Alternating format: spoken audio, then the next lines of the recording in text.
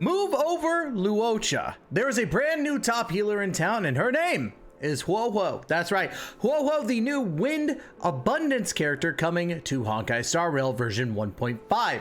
Now, of course, if you like the content, make sure to hit that like and subscribe button down below and hit that notification bell to be notified of when the next Honkai Star Rail video comes out. Guys, I keep talking about this. I keep talking about it every video. Gamer subs, use it. Code Tystra for 10% off. We got some good things coming in the next few days with actually the release of 2 more VTuber cups with 2 great VTubers, Cottontail, and of course one of my favorites, Project Melody.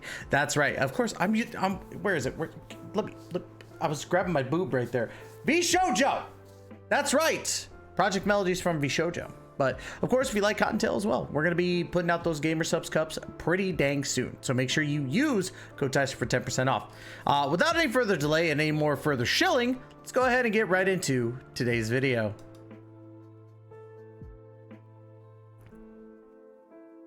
Huo Huo!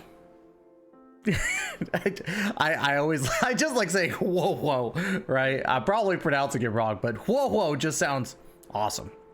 Anyways, let's go ahead and talk about Huo Huo here. Of course, we know that she is part of the wind element and of course the path of abundance. Fantastic. Now, first things first, let's go ahead and talk about how you're going to ascend Huo Huo here. This is a build guide. We have to talk about, you know, ascending her and building her and all that good stuff. But first, we got to get through the ascensions and her talents. So first things first, of course, remember your rule of threes with Hoyoverse games. This is just every time. Immortal Cyanette, you're gonna need 15 of those. Immortal Arrow Blossoms, you're going to need 15 of those. And you're gonna need Immortal Lumen Twigs, 15 of those. Now, where do you get those from, right? That's the big question. You get those from enemies that drop, I believe it's over in, is it in the Xianzhou? I could be wrong on that, but it is, you know, basically, you know, items that you can get from enemy drops. But yes, you need 15, 15, 15, and 3 of the Cyanettes make the Arrow Blossoms, 3 of the Arrow Blossoms make the Lumen Twigs. And of course, also, you're going to need the Ascendance Debris. Now, this one is a brand new Stagnant Shadow that's coming out. So you're gonna have a tough time getting ready for this until, you know, actually comes out. Probably by the time this video comes out, you know, Huo Huo has actually been released. So it means that the Stagnant Shadow is out, which means that you should probably go farm it, you know. So anyways, you're gonna need 65 of those, and if you're on max level, it's dropping about 5 each time. So what is that? 5, 10, 50, 20, 25, 30, 6. So that's 12, 13 runs of that. So pretty standard, about 13 runs, about 30 30 Trailblaze power at a time. And so you're going to be doing about 8 runs a day. So in 2 days, you can get that done unless you have some fuel lying around. But I would highly recommend saving your fuel for the relics that are coming out, because my word, those new relic sets are insane. Anyways, and then of course, 308k credits, no biggie, that's whatever. Let's go ahead and talk about trace materials, just in case you're trying to 100% your Huo Huo here. Again, we got Seed of Abundance. Then of course, we have the Sprouts of Life. And then from there, we have the Flower of Eternity. Now, of course, you're going to need 18 of these Seeds of Abundance. You're going to need 69, funny number, Sprouts of Life, funny way of putting the funny number in there. And of course, 139 of these Flowers of Eternities. Now, again, remember your rules of 3. I keep talking about this every single time. Rules of 3. 3 Seeds of Abundance make these Sprouts of Life, and 3 Sprouts of Life make these Flowers of Eternity. You get these from, you know, the little 10 Trailblaze power thingies. I keep on forgetting what they're called. Or calyxes, that's what they are. Calyxes, however you want to say it, but it's going to be the abundance one. So please make sure that you double check before you go into it. Now, again, rules of 3, it's going to be a lot of Flowers of Eternity. That's going to be a lot of runs. I'm telling you right now, you're going to hate it, but just get it done. Especially with Huo Huo being pound for pound one of the best healers in the game. Just saying, it's probably worth it. The Cyanettes again, you're going to need 41 more of those Cyanettes, of course. You're going to need 56 more of the Arrow Blossoms, and of course 58 more of the Lumen Twigs. That's going to be a lot, and I know, but these are actually a lot easier to farm than the Abundance ones. These don't cost you Trailblaze power to get them. And then of course you're going to need 12 of the Regret of Infinite Ochemas. I am sick and tired I'm talking about Fantilia. No, I'm not, because it's really fun to smack her around. You know what I'm talking about if you're, you know, cultured. You're gonna need 12 of these, and you get about 3 per run, and you could fight her 3 times. So it's gonna take you 2 weeks to do, but that's whatever. And then of course you're gonna need 8 tracks of destiny. Now we get these consistently, so that's not gonna be anything new. And then 3 million credits for a grand total of 3.3 million. It's gonna be tough, I know, but you can get through it. You're my little pog champ. Don't make it weird. Anyways, let's go ahead and talk about the abilities on HuoHuo here, of course. HuoHuo's got the single attack, pretty standard. Deals wind damage up to 65% of HuoHuo's max HP. That's key, because she's going to scale off of HP percentage, right?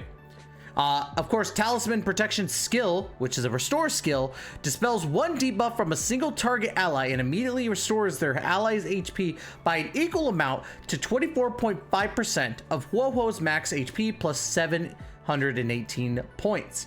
At the same time, restores HP to allies that are adjacent to the target ally by an amount equal to 19.6% of HuoHuo's max HP plus 574.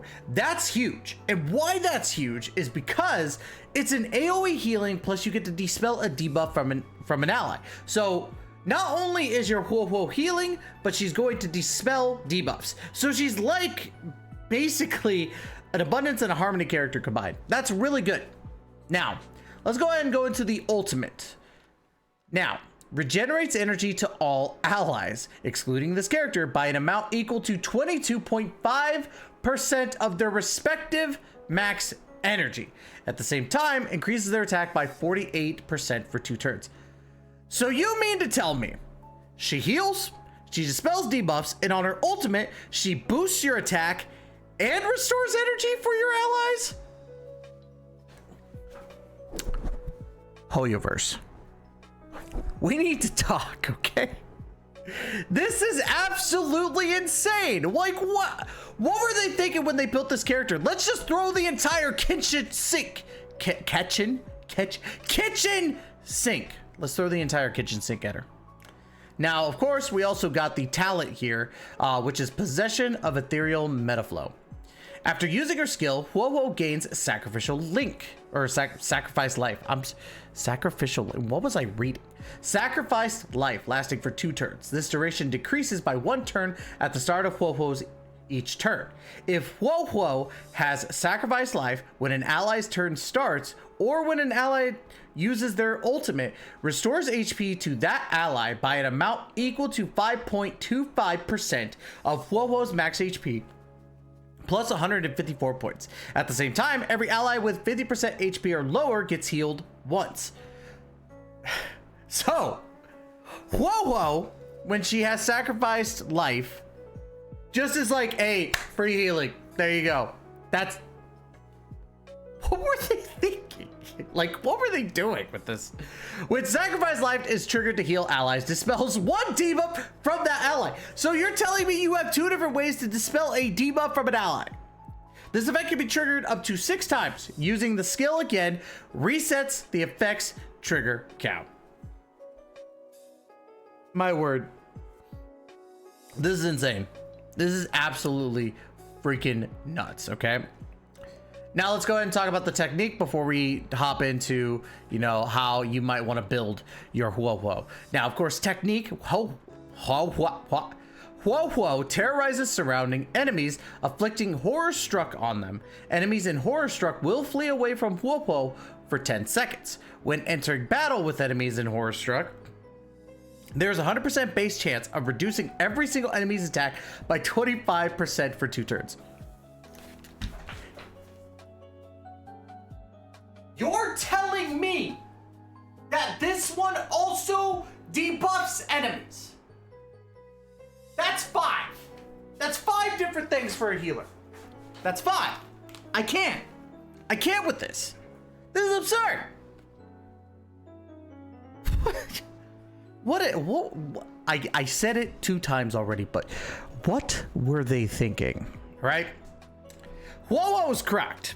So of course, she's gonna need a cracked kit on top of that, right? Let me go ahead and get this for the next scene anyway. Boom. First things first, let's talk about light cones. Her light cone is her best light cone. Shocker. It's like it's built for her. Let's go ahead and talk about the ability here. Increases the wearer's energy regeneration rate by 12%. When any ally uses their ultimate, the wearer restores HP for an ally currently with the lowest HP percentage by an amount equal to 10% of the healed ally's max HP. When the wearer provides healing for an ally, increases the healed ally's attack by 2.4%. This could stack up to 5 times and last for 2 turns. So, what that means, right? No one's gonna die. If you have this light cone on HuoHuo, no one's gonna die. That's just how it is. Second best option, time waits for no one. This is a really good light cone in general. I use this on Luocha right now. Probably gonna be replaced. Increases the wearer's max HP by 18% and outgoing healing by 12% when the wielder heals allies. Record the amount of outgoing healing when an ally launches an attack. A random attacked enemy takes additional damage equal to 36% of the recorded outgoing HP or outgoing healing value. This type of additional damage is the same type as the wearer's, and the additional damage is not affected by other buffs and can only occur 1 time per turn. Very good light cone, and it works really, really well. Up next, we do have a free-to-play option. You actually will get this from the new event that's going to be coming out. I can't remember the name for the life of me, but it is the event that's coming out in version 1.5. So please make sure you farm this, make sure you farm the other copies, so in that way you can actually get it to +5, or however you want to say it, ascend it to 5, whatever. But anyways, let's go ahead and talk about it. This is the 4-star free-to-play option, Hey over here. Increases the wearer's max HP by 8% when the wearer uses a skill. Increases outgoing healing by 60%, lasting for 2 turns. Very basic, very good though. And that's the thing, is like, Abundance is very good with their light cones, and it works really, really well. I'm just saying. Of course, if you want to go the not so free to play option for the 4-star, you can go Quid Pro Quo, which at the start of the wearer's turn regenerates 8 energy for a randomly chosen ally, excluding the wearer, whose current energy is lower than 50%.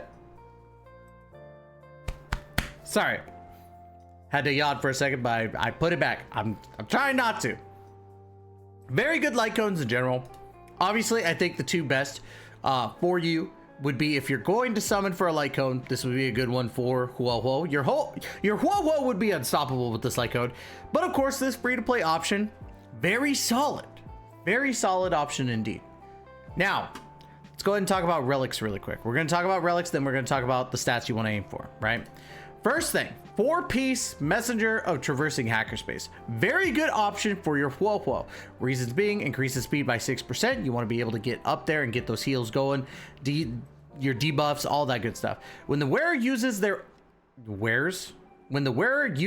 ultimate on an ally, speed for all allies increases by 12% for 1 turn. This effect cannot be stacked. Now, having her as a healer and being able to buff your speed on top of the attack that you're getting from your other, stuff that's going on with HuoHuo is pretty dang good. That's why Messenger of Traversing Hackerspace is a very solid option, and probably one that I would say.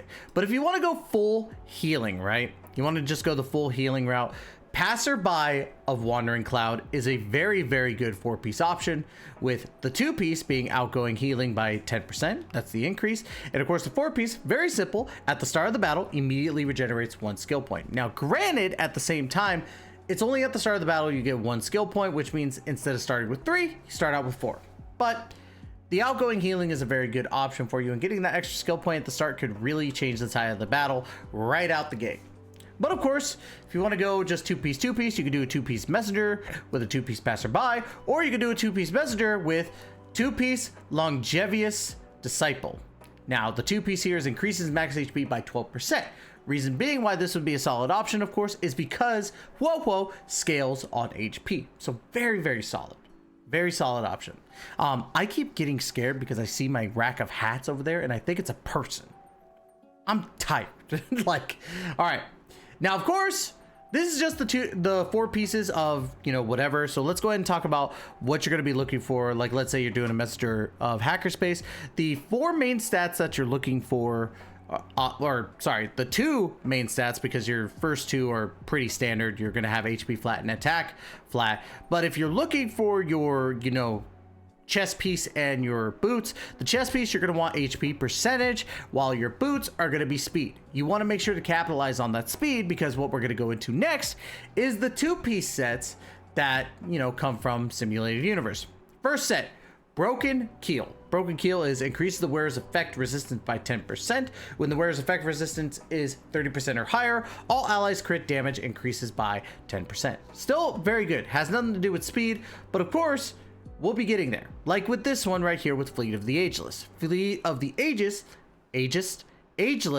increases the wearer's max HP by 12%. When the wearer's speed reaches 120%, all allies' attack is increased by 8%. That's why Fleet of the Ageless is really, really good, because of the fact that it's going to bump up the attack power of all your allies so long as your speed is over 120. And then, of course, you could go for one of the newer sets that have just recently come out with the Pinakini Land of the Dreams. 2-piece is increases the wearer's energy regeneration rate by 5%, increases damage to all their allies of the same damage type as the wearer by 10%. Now, granted, this is good for a mono-type team, if your mono-type is at least your damage dealer, but I wouldn't recommend this unless you're only going for the energy regeneration rate. But at the same time, we've seen how a quantum mono team works. You could do a wind quantum team. Now, of course, for the 2 pieces on these ones, let's just say you're going for a Broken Keel. You're wanting to go for an HP percentage Orbi, while your Shane is actually going to be energy restoration rate. You want to make sure to capitalize on that, because again, you're gonna want to get that ultimate off consistently with your HuoHuo. Now, HuoHuo is pretty good. Now, if you're gonna be doing like your side stats, like let's say we already got our main stats, your torso being the HP percentage, your boots being the speed percentage, or not percentage, just speed, your, you know, orb being HP percentage, and your chain being energy restoration rate. What should be your main stats to focus on after that? Well, speed is definitely one of them. You want to make sure that your HuoHuo has enough speed to get up there, you know, getting those, you know, actions advanced forward. Of course, HP percentage also, I would actually interchange the 2, make HP percentage your main and then speed your second. But if you make speed your first, I can't blame you. I would probably be okay with that as well. Now, of course, effect resistance is a big one, because while your HuoHuo is out there, you want to make sure that she's going to live. That's the whole point. Granted, she does really, really well for everybody, but she's not very good at making herself live. And of course, HP flat is another one as well, but I digress.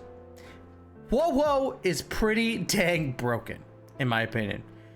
And I would not be wrong in saying that if people summon for her, I wouldn't blame you. Granted, I did a should you summon, and I said you probably shouldn't based on the value of the banner. But if you're just going for HuoHuo, I can't blame you. She's just that dang good. So, but that's how you should, in my opinion, build a at least casual HuoHuo. You know, go for what you have and what works in combination with each other. Don't spend all of your money on every little thing unless you're just a HuoHuo fan. I couldn't blame you. She looks really, really cool. So, anyways, I'm excited for HuoHuo if you couldn't tell. Now, of course, if you like the content, make sure to hit that like and subscribe button down below. Hit that notification bell to be notified of when the next Honkai Star Rail video comes out. And of course, leave a comment. Would love to hear your guys' opinions. Guys, I'm so excited for everything that's coming out for Honkai Star Rail. It just seems like every day we get good Honkai Star Rail news, and the game just gets better and better as time goes on. So, anyways, that's going to be it. Love you all to death. And as always, we will catch you in the next video. Please take care and...